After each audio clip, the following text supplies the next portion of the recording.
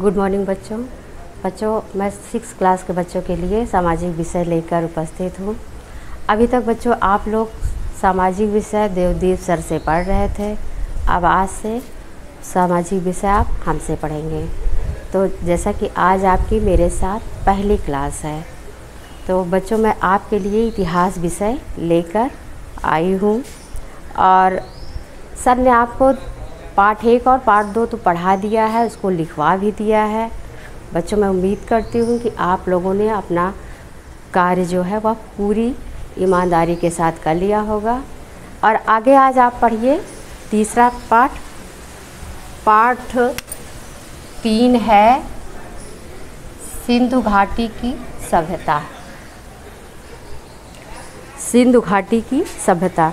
तो बच्चों जैसा कि आप पिछले चैप्टर में पढ़ चुके हैं कि पाषाण युग में मानव ने काफ़ी विकास कर लिया था। सबसे ज़्यादा कृषि का विकास उसने किया और इस कारण वह एक स्थान पर रहने लगा। अपने परिवार के साथ समूह बनाकर जब वो रहना प्रारंभ किया तो एक परिवार से 4 और 4 से कई घर बने और इस तरह से गांव बने और शहर भी बने। तो ये उस समय बच्चों एक साथ जब ये रहना प्रारंभ कर दिए तो इनकी खेती करने के साथ साथ इनके पास समय बचने लगा। जब काफ़ी समय इनके पास बचने लगा तो ये औजार तरह तरह के औजार इन्होंने बनाया और उन औजारों को अच्छी तरह उपयोग करना सीखा। और ये नई नई शिल्प की नई नई तकनीकों का भी इन्होंने विकास किया, जिसके कारण इनका जीवन जो था वह पहले से काफ़ी सुखमय हो गया। अब आज आप पढ़ेंगे सभ्यता कि सभ्यता ये है क्या। बच्चों सभ्यता जो है अंग्रेजी शब्द सिविलाइजेशन से बना है। अंग्रेजी शब्द के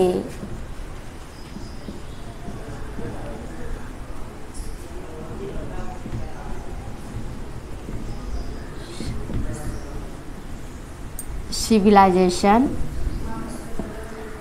और ग्रीक शब्द के सिविक से बना है।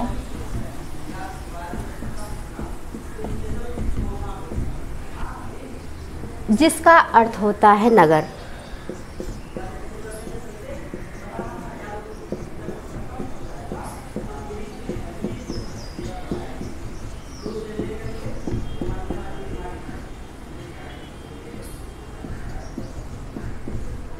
फिर से ध्यान दीजिए बच्चों, सभ्यता शब्द अंग्रेजी शब्द के सिविलाइजेशन और ग्रीक शब्द के सिविक से बना है, जिसका अर्थ होता है नगर। नगर सभ्यता जो है मानव का कार्यक्षेत्र है। वह अपने लिए एक सभ्य समाज, अच्छा घर, अच्छा परिवार और अच्छे वस्त्र की कल्पना करने लगा और इससे विश्व में उसकी प्रमुख सभ्यताओं का विकास हुआ। जैसे कि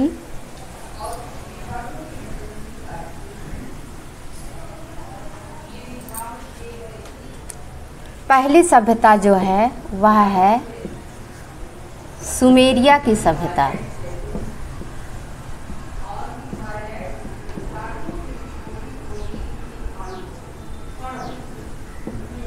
दूसरा है मिस्र की सभ्यता।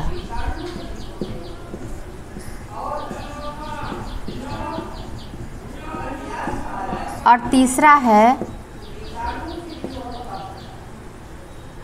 सिंधु सभ्यता।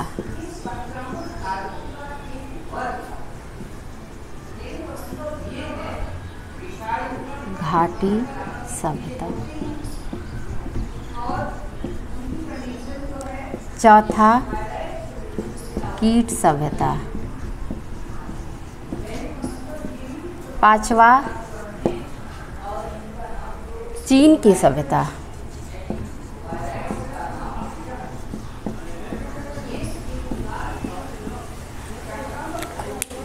बच्चों, ये सारी सभ्यताएं जो हैं एक नदी के मुहाने स्थित हैं। सुमेरिया की सभ्यता दजला फरात, मिस्र की सभ्यता नील नदी, सिंधु घाटी सभ्यता सिंधु नदी के किनारे, और कीट सभ्यता एक सागर के किनारे स्थित है। चीन की सभ्यता होंगहो नदी के किनारे स्थित है। तो जैसा कि आप लोगों ने पढ़ा कि मानव जो है पहले से बेहतर जीवन जीना सीख गया था और उसने अच्छे मकान बनाना और अच्छे कला कौशल का विकास पूर्णतया करना प्रारंभ किया, जिसके कारण नगरों का उदय हुआ। एक सभ्य समाज जो है नगर का ही उदय किया। और 4000 वर्ष पूर्व में मनुष्य ने तांबे, टिन और जस्ता को मिला करके कांस्य का निर्माण किया। इस कांस्य से उसने श्रेष्ठ औजार बनाए, हथियार बनाए, जिसका आगे चल के बेहतर प्रयोग किया गया। और इस कांस्य के प्रयोग के कारण बनाने के कारण इसे कांस्य युगीन सभ्यता के नाम से भी जाना गया है। और ये सिंधु घाटी के सभ्यता के अध्ययन करने से ही आपको आगे की जानकारी मिलती है। जैसे सिंधु घाटी सभ्यता है क्या? बच्चों, सिंधु घाटी सभ्यता का विकास सिंधु नदी के किनारे हुआ। ये आप जैसा कि आप पढ़ चुके हैं कि कृषि का आविष्कार करने से ही मानव जीवन जो है बेहतर हुआ है। पहले क्या होता था, कृषि का आविष्कार नहीं हुआ था, कृषि की जानकारी उनको नहीं थी, तो मानव जो था वह इधर उधर भटक रहा था और खनाब दोषों का जीवन व्यतीत कर रहा था। जब उसने इकट्ठा समूहों के साथ चलना प्रारंभ किया और उनको शिकार करने में भी आवश्यकता हुई, फिर उन्हें जब खेती करने का ज्ञान आया तो उसने अपना जीवन स्थिर कर लिया।